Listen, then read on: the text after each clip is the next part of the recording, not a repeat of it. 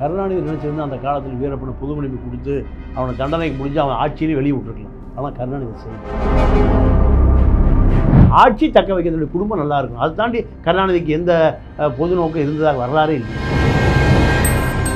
ஈழமாக இருக்கட்டும், காவிரி பிரச்சனையாக இருக்கட்டும், கச்சத்தீவு பிரச்சனையாக இருக்கட்டும், முல்லை பெரியாராக இருக்கட்டும், யார் அழிஞ்சாலும் அதை பற்றி எனக்கு கவலை இல்லை. என்னுடைய குடும்பம் சௌரியமாக இருக்கணும், என்னுடைய குடும்பம் வசதியாக இருக்கணும், அதிகாரத்தில் இருக்கணும். இதுதான் நான் கருணாநிதியினுடைய நோக்கமாக இருந்தது. இன்னைக்கு வரைக்கும் அப்படி தானே இருக்குது.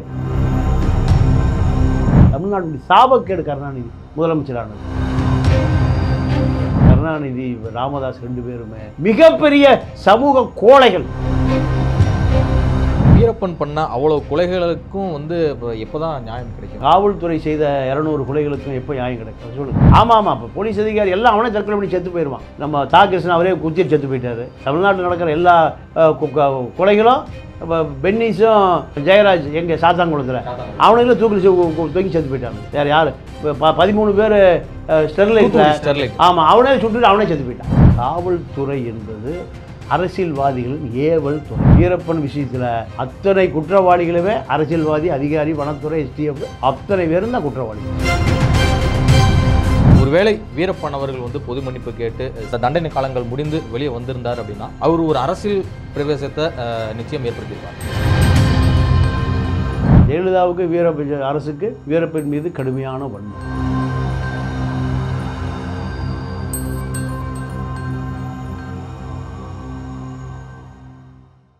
கியூப் தமிழ் நேயர்களுக்கு வணக்கம். நான் உங்கள் சங்கீத் குகன். இது பொலிட்டிக்கல் வியூ நிகழ்ச்சி. நம்முடைய நிகழ்ச்சியில் நம்மோடு இணைந்திருக்கக்கூடிய சிறப்பு விருந்தினர் மூத்த பத்திரிகையாளர் மதிப்பிற்குரிய திரு தமிழா பாண்டியன் அவர்கள். வணக்கம் சார். வணக்கம். எப்படி சார் இருக்கீங்க? நல்லா இருக்கேன். 96 to 2001 இது திமுக ஆட்சி காலகட்டம். ஸோ அப்படி நம்ம பார்க்கும்போது அன்றைக்கு வீரப்பன் கருணாநிதி அவர்களை தொடர்பு கொள்ள முடிந்ததா? இந்த பத்திரிகைகள் மூலம் வேறு யாரோ மூலியமாவது ஒரு தூதாவது விட்டாரா? இது மாதிரி நான் வெளியே வர தயாராக இருக்கேன், எனக்கு ஒரு பொது மன்னிப்பு கேட்குறேன் அப்படிங்கிற தயாராக இருக்கேன் அப்படிங்கிற இதில் அரசாங்கம் என்ன மாதிரியான முடிவுகளை அப்போ எடுத்துச்சு?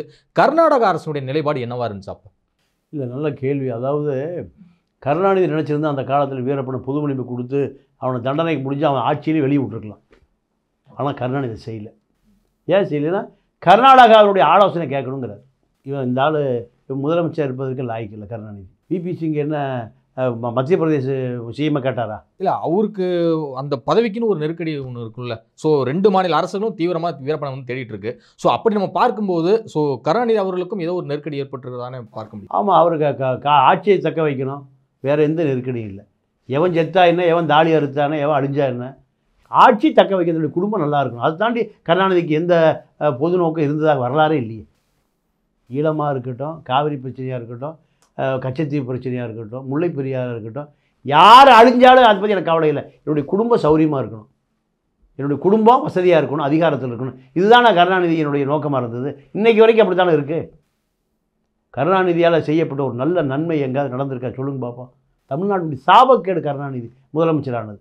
காவிரி வற்றி போனது, காவிரி வற்றி போனது யாரால? 205 டிஎம்சி தண்ணிக்கு எம்ஜிஆர் கைது போட தயாராக இருந்தார். கருணாநிதி அதை கெடுத்தார். காவிரி மீது வழக்கு போட்டு வழக்கு நிலுவையில் இருக்கிற பொழுது இந்திரா காந்தி வேண்டுகோள் இப்படி வழக்கு வாபஸ் வாங்கினது யார்? இது நல்ல இது முதலமைச்சர் தமிழ்நாட்டு நலனுக்காக செய்கிற வேலையா? கடைசி வரைக்கும் இன்றைக்கி வழக்கு வந்தது யாருக்கார? மன்னாருடைய ரங்கநாதா அந்த வழக்கு வாபஸ் வாங்காமல் வச்சுருந்தார். அதில் போய் ஜெயலலிதா முதலமைச்சராக இருந்த பொழுது போய் ஜெயலலிதா தமிழ்நாடு அரசு அதில் சேர்ந்து கொண்டது. இல்லைன்னா அந்த வழக்கே ஒன்றும் இல்லாமல் போய் எப்போ 20 வருஷம் கழிச்சு புதுசாக வழக்க போட்டு நம்பராகி அது 20 வருஷம் ஆகும். இவர் முதலமைச்சர் பதவிக்கு தகுதியான ஆளா? உண்மையாகவே கருணாநிதி ராமதாஸ் ரெண்டு பேருமே மிகப்பெரிய சமூக கோழைகள். வீரப்பனை ராமதாஸ் காப்பாற்றியிருக்கணும். 1 கோடி வன்னியர் அவர் பின்னாடி இருக்கான்னா ஏண்டா அவர் பொது மன்னிப்பு கொடுங்கடா.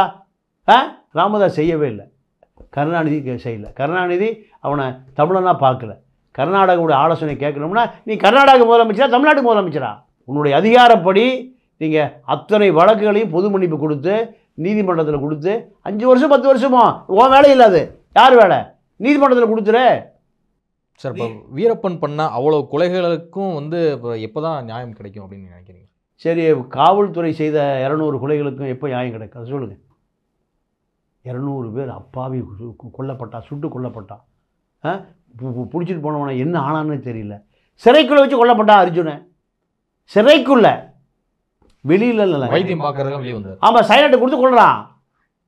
சைலண்ட்டு அது வந்து அவரு மருந்து சாப்பிட்டு இறந்துட்டாரு. ஆமாம் அவன் எல்லாம் போலீஸ் அறிக்கையில சொல்றாங்க. ஆமாம் இப்போ போலீஸ் அதிகாரி எல்லாம் அவனே தற்கொலை பண்ணி செத்து போயிடுவான்.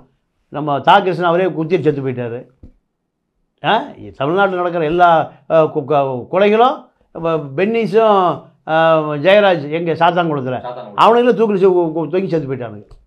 வேறு யார் இப்போ 13 பேர் ஸ்டெர்லைட். ஆமாம் அவனே சுட்டுட்டு அவனே செத்து போயிட்டான். அங்கே அவனே சுட்டுட்டு அவனே செத்து போயிட்டான். எல்லாம் காவல்துறை தான், ஒன்றும் தப்பு. பக்கத்துலேருந்து சுட்டதெல்லாம் பார்த்தவன் பூரா முட்டாள். இந்த ஸ்டோலைனான ஒரு பெண்ணை வாயில் துப்பாக்கி வச்சு மூளை வெளியே வந்தது.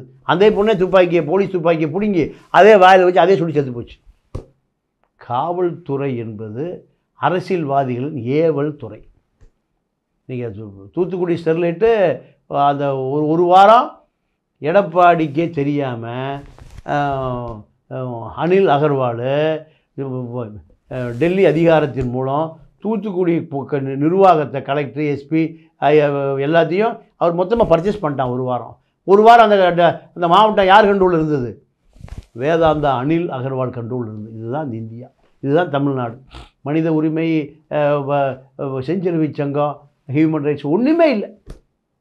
ஆம்புலன்ஸ் கூட நீங்கள் அந்த ஏரியாக்குள்ளே அவுட்டரில் தான் இருந்தது. எங்கே? ஸ்டெர்லைட்டில். அதே ஆமாம், ஆம்புலன்ஸே கிடையாது. அதை பற்றி பேசிகிட்டே இருக்கலாம், ஒரு வாரம் பேசலாம். அதே போல தான் வீரப்பனுடைய தம்பி காவல்துறையில் இருக்கிறவனுக்கு எப்படி சைலண்ட் வரும் சொல்லுங்கள்? ஜெயிலில் கிடக்கான், அவனுக்கு சோறே போலீஸ் சிறைத்துறை நிர்வாகம் கொடுத்தா தான் சோறை. அவனை கையை பூட்டி கோயம்புத்தூர் ஜெயிலுக்கு கொண்டு வரீங்க. அவனுக்கு யார் சைலண்ட் கொடுத்தா? அவனை சைலண்ட் ஃபேக்ட்ரியை வச்சுருந்தான். அப்போது காவல்துறையால் சாப்பாட்டில் விஷமிச்சு கொல்லப்பட்டா அப்போது சட்டம், ஜனநாயகம், ஜுடிஷியல், மாவட்ட நீதிமன்றம், உயர் நீதிமன்றம், உச்ச நீதிமன்றம் இதையெல்லாம் மதிக்காதவன் கன்னடத்துக்காரன். அவங்கள்ட்ட போய் ஆலோசனை கேட்கணும். கருணாநிதி சொல்கிறாருன்னா கருணாநிதி எப்படி தமிழனுக்கு தலைவனாக இருக்க முடியும்? கன்னடத்துக்கு தான் முதலமைச்சராக இருக்க முடியும். சட்டப்படி எல்லாம் தப்பு. அதிகாரியாக இருந்தாலும் சரி, அரசியல்வாதியாக இருந்தாலும் சரி, அத்தனை பேருமே தன்னை காப்பாற்றிக் கொள்வதற்காக என்ன வேஷம் போடுவான்னு வீரப்ப மேட்டரில் நமக்கு வெளி உலகத்துக்கு மக்களுக்கு நிறைய விஷயங்கள் கற்றுக் கொடுத்து கொண்டு தான் வீரப்பன். அதனால் வீரப்பன் விஷயத்தில் அத்தனை குற்றவாளிகளுமே அரசியல்வாதி, அதிகாரி, வனத்துறை, எஸ்டிஎஃப் தான் அதிகாரி. அத்தனை பேரும் தான் குற்றவாளிகள். இப்போ பூலான் தேவி அவர்களுக்கு தண்டனை வழங்கி அதன் பிறகு விடுதலை செய்தது போல ஒருவேளை வீரப்பன் அவர்கள் வந்து பொது மன்னிப்பு கேட்டு சிறை தண்டனை எல்லாம் முடிந்து அந்த தண்டனை காலங்கள் முடிந்து வெளியே வந்திருந்தார் அப்படின்னா அவர் ஒரு அரசியல் பிரவேசத்தை நிச்சயம் ஏற்படுத்தியிருப்பார். அந்த ஏரியாவில் ஒரு கவுன்சிலராக இருந்திருப்பான். அந்த ஏரியா அவ்வளோதான். செங்கம்பாடி ஏரியாவில் ஒரு ஊராட்சி தலைவர், இல்லை செங்கம்பாடி ஏரியா இல்லை மாவட்ட ஊராட்சி மன்ற தலைவராக இருந்திருப்பார். அவ்வளோதான். தமிழ்நாட்டுக்கு முதல்வர் வீரப்பன் நான் பிரதமரே ஆயிடுவாங்களாம். அது ஒரு காமெடி. அந்த செங்கம்பாடி பகுதியில் வீரப்பன் ஒரு ஊராட்சி தலைவரோ பேரூராட்சி தலைவராக மாறியதற்கு வாய்ப்பு இருக்குது. அதுதான் அந்த பகுதிகள். அவ்வளோ சந்தன கடத்தல் வீரப்பன் அவர்கள் குறித்து நிறைய படங்கள் வந்திருக்கு, நாடகம் வந்திருக்கு, சந்தனக்காடு அப்படின்னு சொல்லிட்டு. அதன் பிறகு இந்த ஹண்ட் ஆஃப் வீரப்பன் அப்படின்னு சொல்லிட்டு ஒரு டாக்குமெண்ட்ரி வந்து நெட்ஃப்ளிக்ஸில் வந்திருக்கு. ஸோ வீரப்பன் குறித்து பல விஷயங்களை இது மாதிரி திரைப்படங்களாக, நாடகமாக, டாக்குமெண்ட்ரியெல்லாம் எடுத்திருக்காங்க. இப்போது தீரன் ப்ரொடக்ஷன் சார்பில் வந்திருக்கக்கூடிய கூச முனிசாமி வீரப்பன் இந்த வெப்சீரிஸ் வந்து எப்படி இருக்குது உங்கள் பார்வையில்? இதற்கு உங்களுடைய மதிப்பீடு என்ன? இல்லை, அடுத்த தலைமுறைக்கு நக்கீரன் குடும்பம் தான் கேள்விப்பட்ட விஷயங்கள் மறைந்து போய்விடக்கூடாது என்பதற்காக அடுத்த தலைமுறைக்கு ஒரு செய்தியை கடத்தி இருக்கிறார்கள். இது வரலாற்று பதிவு, அவ்வளோதான். இன்னொரு விஷயம் இதில் கேட்கணும்னு நினைக்கிறேன். வீரப்பன் அவர்கள் மீது அந்த பகுதி மக்கள் வந்து ஒரு நல்ல அபிப்பிராயத்தையும் வச்சுருக்காங்க. ஒரு சிலர் வந்து அந்த தேடுதல் வேட்டையில் நாங்கள் வந்து ரொம்ப பாதிக்கப்பட்டோம் அப்படிங்கிற ரீதியிலும் கருத்து வந்து சொல்கிறாங்க. ஸோ வீரப்பனால் கொடூரமாக கொல்லப்பட்ட ஃபேமிலியோட சுச்சுவேஷன் வந்து இன்றைக்கி பார்க்கும்போது இந்த டாக்குமெண்ட்ரியாக இருக்கட்டும், ஸோ அந்த பகுதியில் போய் நம்ம விசாரிக்கும் போது வந்து பார்த்திங்கன்னா ரொம்ப என்ன சொல்கிறது, கண்ணீர் மல்க பல விஷயங்களை வந்து சொல்கிறாங்க. ஸோ இதையெல்லாமே வீரப்பன் ஒரு நாள் உணர்ந்தாரா? ஸோ அவர் செஞ்சதான் சரின்னு நினச்சாரா? இல்லை, வீரப்பன் தான் ராஜகுமார் கணத்தில் விசாரணை கமிஷன் போட சொல்கிறாரு. சதாசிவன் கமிஷன் போட்டு ஒரு கமிஷன் போட்டு விசாரித்து அவங்களுக்கு இழப்பீடு கொடுங்கிறது வீரப்பனுடைய கோரிக்கை. அப்போ சரியாக தான் இருந்திருக்காரு. இல்லை, என்னதான் இருந்தாலும் உயிர் போனதானே, எப்படி திரும்ப? ஆமாம், போலீஸினால் 300 உயிர் போயிருக்கு. அந்த உயிர் அதுக்கு யார் பதில் சொல்லுவது? அவன் பூரா குற்றவாளியா, கொடூர குற்றவாளியா? இவனை தூக்கில் போடுறதுக்கு, சுட்டுக் கொள்வதற்கு யார் அதிகாரம் கொடுத்தது? இல்லை, ஒரு சின்ன வயசு பையன் பழனிசாமி போன்றவரெல்லாம் வந்து சின்ன வயசுல கொண்டிருக்கிறதா, அதெல்லாம் ஒரு தவறு தானே? இல்லை, தவறு தான், தவறு இல்லைன்னு சொல்ல. காவல்துறை சட்டத்தை வைத்துக்கொண்டு செய்கிற தவற சட்டமே தெரியாத ஒரு ஆதிவாசி செய்த தவறும் எப்படி ஒப்பிட முடியும்? ஒப்பிட முடியாது, வாய்ப்பே இல்லை.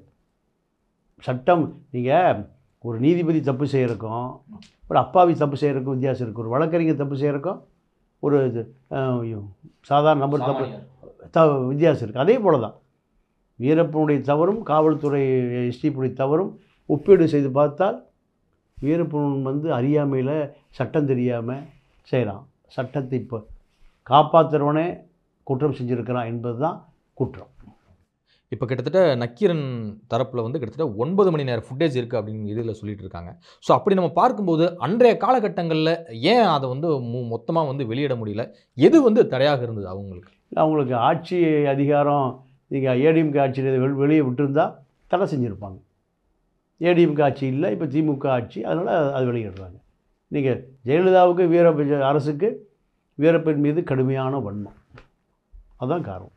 இல்லை, அன்னைக்கு நிறைய இது சின்ன சின்ன கிளிப்ஸாக வெளியிட்டிருந்தாங்க. பட் இருந்தாலும் இன்னைக்கு இவ்வளோ பெரிய விஷயங்களாக மாறி நிற்கும் போது ஸோ இதை எப்படி கருதுறதுன்னு கேட்குறேன். அதான் அதிமுக ஆட்சி இல்லை, அதான் காரணம். இப்போ திமுக ஆட்சி, ஜனநாயகம் பாதுகாப்பு கிடைக்குது கோபால் நம்புறார், அதனால் இப்போ வெளியிடுறார்.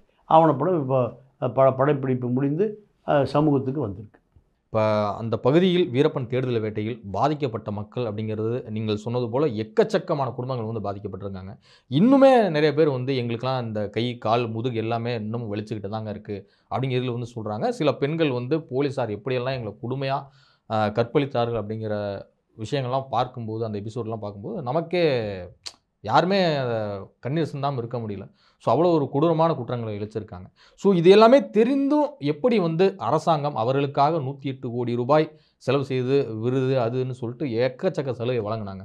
ஸோ அப்போ அரசு யார் பக்கம் வந்து நின்றுருக்கு? காவல்துறை பக்கம் தான் நிற்கும், வனத்துறை பக்கம் தான் நிற்கும். 5 கோடி ரூபா கர்நாடகா, 5 கோடி ரூபா தமிழ்நாடு, 5 கோடி ரூபா கொடுத்துருக்காங்க. யாருக்கு? சதாசிவ கமிஷனுக்கு. யாருக்கு போய் சேரலையே? இதுதானே அரசு. அந்த பணம் போய் சேரல, இன்னும் போய் சேரல. ஆனால் ஏதாவது டபுள் ப்ரொமோஷன் கொடுத்து வீடு, பதவி உயர்வு, பணம், பதக்கம், பட்டம் எல்லாம் கொடுத்துருக்காங்க. அப்போது இதுதான் அரசு. அப்போ அரசு காவல்துறையும் வனத்துறையும் எஸ்டிஎஃப்க்கு ஆதரவாக நிற்கிது. பாதிக்கப்பட்ட மக்களுக்கு ஆதரவாக அரசு இல்லை என்பது தான் இதனுடைய வெளிப்பாடு.